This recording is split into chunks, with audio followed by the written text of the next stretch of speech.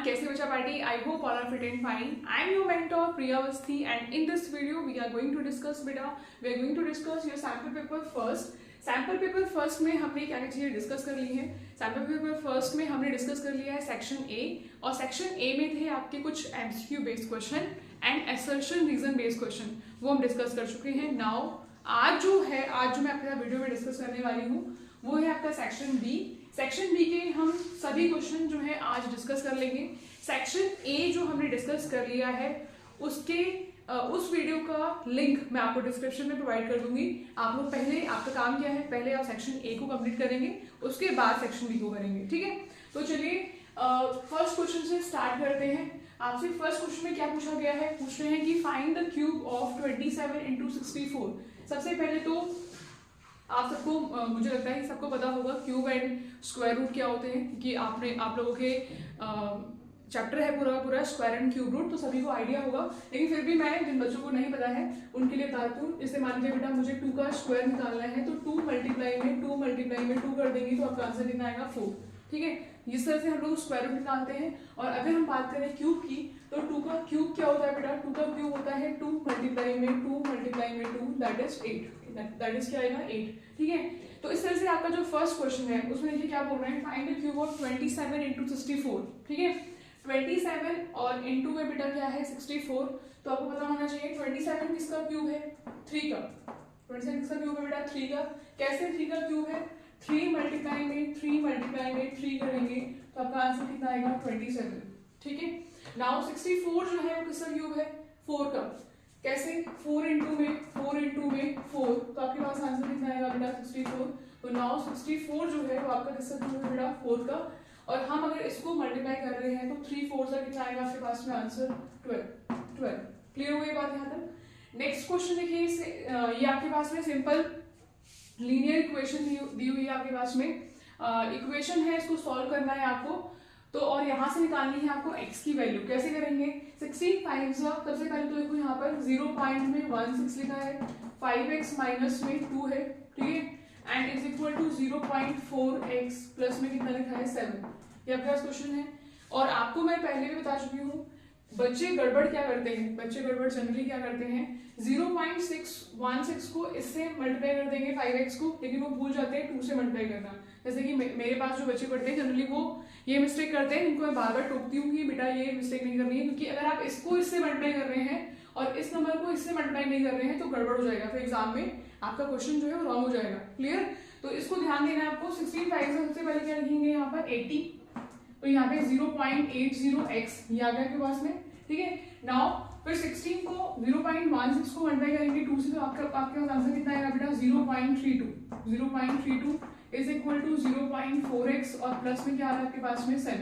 ये आएगा, ये आपके पास आंसर, ये आपके पास में क्वेश्चन जो है वो सॉल्व हो गया। अब करना क्या है, यहाँ से जो आपके पास x वाली टर्म है, मतलब ये भी x है और ये भी क्या है x है, तो वेरिएबल वाली टर्म को एक साइड करना है। कैसे करेंगे, 0.80x माइनस में 0.4x इज इक्वल टू 7 और ये माइनस का है ना, इसको इधर साइड लेके आएंगे, क्या आएगा बेटा प्लस का 0.32। करना क्या है आपको, इन दोनों को करना है माइनस। अब माइनस कैसे करना है समझो ध्यान से, कैसे करना है माइनस, 0.80 पहले लिखना है यहाँ पर 0.80 और इसको लिखना है बेटा 0.40, तो आपका आंसर कितना आएगा 0.40, ऐसे आएगा आपका आंसर, ठीक है। देख लीजिए कि बच्चे जो है ना वो माइनस करने में भी गड़बड़ कर देते हैं, ठीक है, इस तरह से। अब यहाँ से इन दोनों को प्लस करना है। कैसे प्लस करेंगे आप लोग, सबसे पहले लिखेंगे यहाँ पर 7.00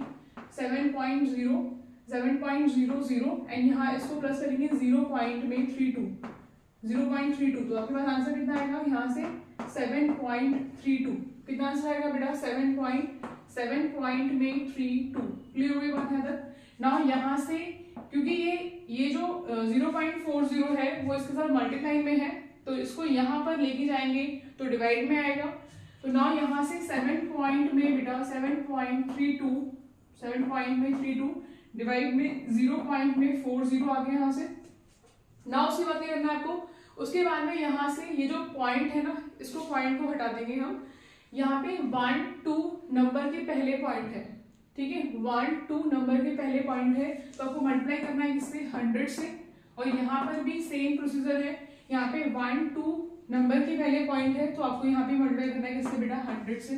ना होगा कि आपके पास में 732 तो यहाँ से आया, पॉइंट हट गया यहाँ से, और 100 से 100 हो गया कैंसिल, क्लियर। और यहाँ से क्या बचेगा बेटा, 4, क्या बचेगा 4। तो नाउ जब आप इसको डिवाइड करेंगे तो 4 बचेगा 4 5 6 7 3 बचेगा, 4 8 32 एंड 4 3 12, तो आपके पास आंसर कितना आएगा बेटा, 183। 183 is your correct answer, clear.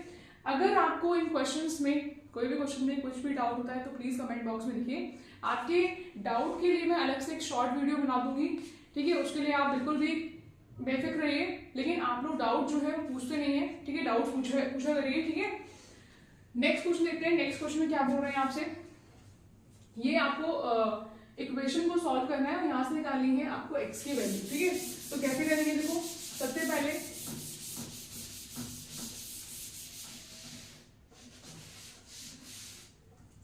बेटा सबसे पहले आप लोग लिखेंगे इसको 4x माइनस में क्या लिखा है 9/2, ठीक है, इज इक्वल टू 15/2, ये आपके पास इक्वेशन है और आपको निकालनी है यहाँ से x की वैल्यू, क्लियर। तो करेंगे क्या, यहाँ पे देखो, यहाँ पे ये जो विदाउट, यहाँ पे कोई x की वैल्यू नहीं है, यहाँ पे भी x की वैल्यू नहीं है, बट यहाँ पर है, तो याद रखना है लाइक टर्म को एक साथ प्लस माइनस करते हैं, ठीक है। और ये कांस्टेंट टर्म है तो उसको यहाँ ले आते हैं साइड में। तो 4x इज इक्वल टू क्या आएगा आपके पास में 15 डिवाइड में 2, प्लस में क्या आ रहा है 9/2। Now 4x is equal to क्या आएगा, यहाँ से आया आपके पास 2 प्लस 15 प्लस कितना आ गया बेटा 9 आ गया यहाँ से। तो 4x इज इक्वल टू कितना आएगा आपके पास में 24 डिवाइड में कितना आएगा 2, ठीक है, क्लियर हो गया यहाँ तक बात। उसके बाद में आप इसके नीचे अपॉन में 1 मान लेंगे और इसको कर देंगे cross multiply. So now 4x multiply में 2 इज इक्वल टू कितना आ गया बेटा 24। यहाँ से 4 2 8x इज इक्वल टू 24, और जब आप 8 को डिवाइड कर देंगे, याद रखना है ये दोनों क्या है, मल्टीप्लाई में है। 8x क्या है बेटा, मल्टीप्लाई में है, क्योंकि ये भी गलती बच्चे करते हैं। 8x है ना, तो 8 मल्टीप्लाई में x, क्लियर। तो 8 को इस साइड ले जाएंगे, कितना आएगा, डिवाइड में आएगा, और यहाँ से आप डिवाइड कर रहे हैं, कितनी वैल्यू आएगी 3। तो x की वैल्यू कितनी आ रही है बेटा, यहाँ से आ रही है 3 वैल्यू, क्लियर हो गई बात यहाँ तक। नाउ इस क्वेश्चन को इस तरह से करेंगे। अब नेक्स्ट क्वेश्चन में देखो क्या बोल रहे हैं आपसे, next question number 4, question number 4 में बोल रहे हैं, क्वेश्चन नंबर 4 देखिए, बोल रहे हैं कि इफ चमेली had 600 left after spending 75% of her money, how much did she have in the morning, ठीक है। मॉर्निंग नहीं आएगा, बिगनिंग आएगा यहाँ पे ना, कि उसके पास में स्टार्टिंग में कितनी मनी थी, यहाँ पे लिखना है बिगनिंग, ठीक है, यहाँ पे लिखना है आपको बिगनिंग, कि स्टार्टिंग में उसके पास में कितनी मनी थी वो आपको निकालनी है। तो याद रखना बेटा, चमेली के पास 600 बचे हुए पैसे, तो हम यहाँ पे ना एज्यूम कर लेते हैं, लेट द मनी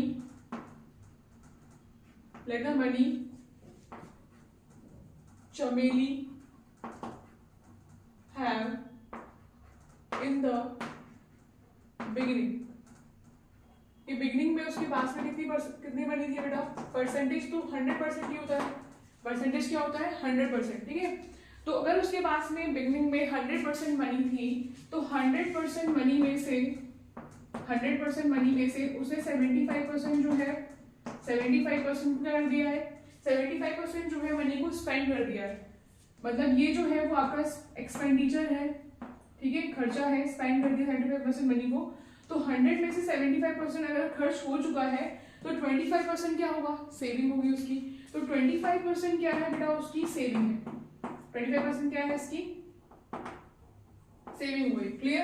अब आपसे क्या पूछ रहे हैं, बोल रहे हैं जो 25% सेविंग है ना, जो 25% बेटा सेविंग है वो एक्चुअल में किसके इक्वल है, 600 रुपीज के इक्वल है। 25% जो मनी है, 25% जो मनी है बेटा वो किसके इक्वल है, 600 के इक्वल है, किसके इक्वल है 600 के इक्वल है। और अगर मैं आपसे पूछूं कि 1% किसके इक्वल होगा, तो आप बोलेंगे 1% जो है वो 600 डिवाइड में क्या होगा 25 होगा, राइट। और यहाँ से अगर हम डिवाइड करते हैं इसको तो कितना आएगा बेटा 5 5 25 एंड 5 5 5 2 10 ये आ गया यहाँ से।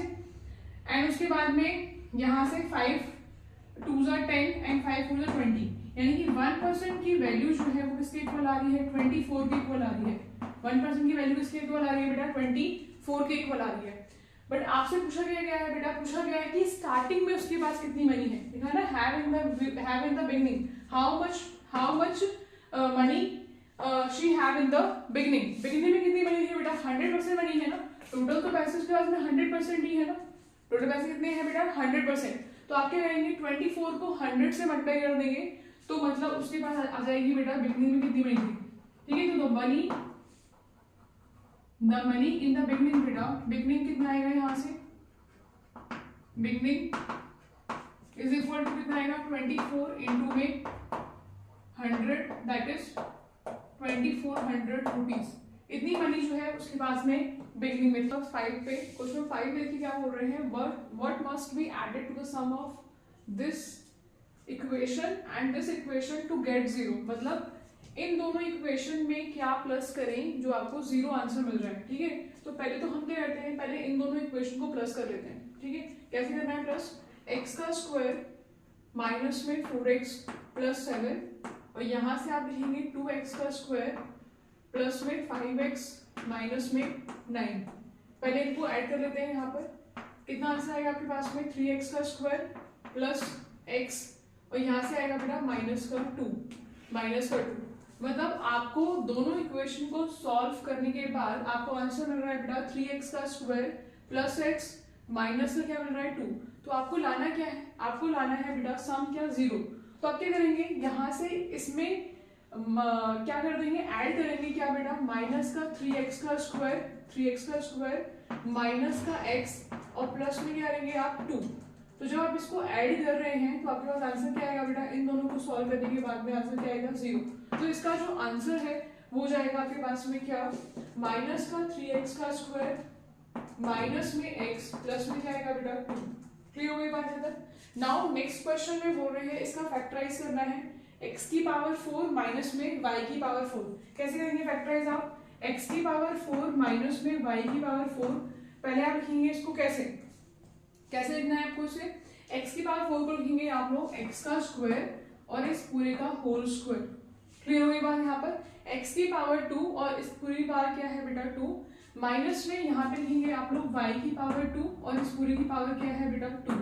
ना यहाँ से आपका कुछ फॉर्मूला बन रहा है, फॉर्मूला क्या बन रहा है, a का स्क्वायर माइनस में b का स्क्वायर। इसको आप ले लेंगे क्या, इसको ले लेंगे आप लोग a का स्क्वायर माइनस में इसको ले लेंगे आप लोग b का स्क्वायर। मीन्स आपकी जो पूरी वैल्यू है वो a की वैल्यू है, ठीक है, एंड ये जो पूरी वैल्यू है बेटा वो b की वैल्यू है। और यहाँ से a का स्क्वायर माइनस में b का स्क्वायर, फॉर्मूला क्या होता है बेटा, a प्लस b यानी माइनस में b, a plus b and a minus में b। ना यहाँ से a की वैल्यू क्या आ रही है, a की वैल्यू आ रही है a का स्क्वायर मतलब x का स्क्वायर प्लस में b की वैल्यू आ रही है y का स्क्वायर। क्लियर हो गई बात यहाँ पर। ना यहाँ से a की वैल्यू आ रही है बेटा x का स्क्वायर माइनस में b की वैल्यू आ रही है y का स्क्वायर। ये आपके पास क्या है आंसर। बेटा क्वेश्चन में सारे में क्या बोल रहे हैं, एक rectangular piece of paper of dimension 22 centimetre 10 centimetre. आपके पास में रेक्टेंगुलर क्या है बेटा, एक पेपर है, रेक्टेंगुलर क्या आपके पास में पेपर है और उसकी डायमेंशन दे रखी है 22 सेंटीमीटर इंटू 10 सेंटीमीटर। मीन्स आपको ये दिया हुआ है इसकी लेंथ और ये दे रखी है इसकी ब्रेथ, ठीक है। 22 सेंटीमीटर क्या है बेटा इसकी लेंथ है, ठीक है, एंड 10 सेंटीमीटर क्या है इसकी ब्रेथ। नाउ अब ये बोल रहे हैं उस रेक्टेंगुलर शीट पेपर जो है, इसे मान लीजिए आपके पास में ये रेक्टेंगुलर शीट है, इसको मैंने क्या किया, मैंने इसको फोल्ड किया, ठीक है, मैंने इसको फोल्ड किया, इस तरीके से मैं इसको फोल्ड कर रही हूँ।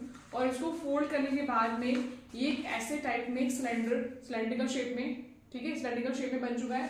तो ये कर रहे हैं ये लोग, ये बोल रहे हैं कि इस रेक्टेंगुलर शीट जो है पेपर को हमने फोल्ड करके किसमें चेंज कर दिया है, एक सिलेंड्रिकल शेप बना दिया है, इस तरह से एक सिलेंड्रिकल शेप बना दिया है बेटा इस तरह से।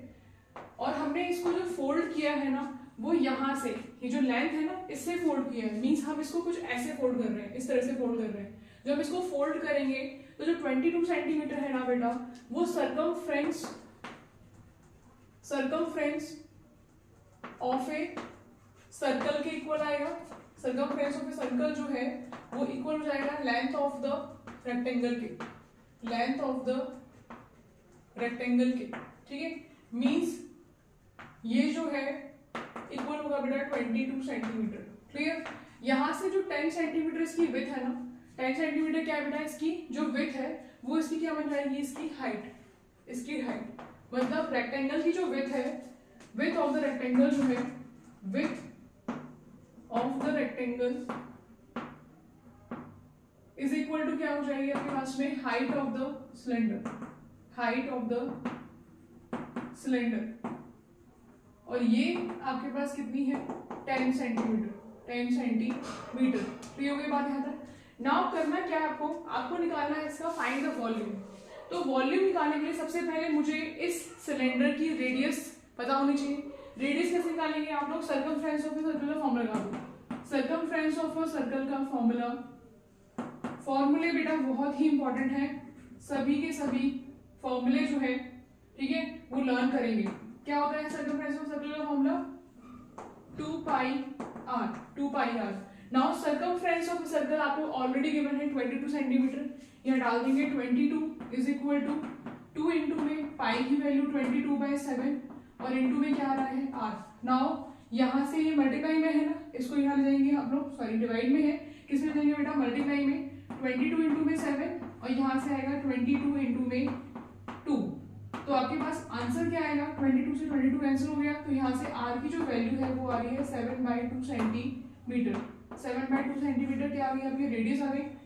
नाउ अब यहाँ से क्या बोल रहे हैं आपसे, निकालना क्या है हमें, volume of a cylinder, volume of a cylinder निकालना है। तो वॉल्यूम ऑफ अ सिलेंडर का फॉर्मूला होता है, वॉल्यूम ऑफ अ सिलेंडर का फॉर्मूला होता है बेटा पाई r स्क्वायर h, पाई r स्क्वायर h।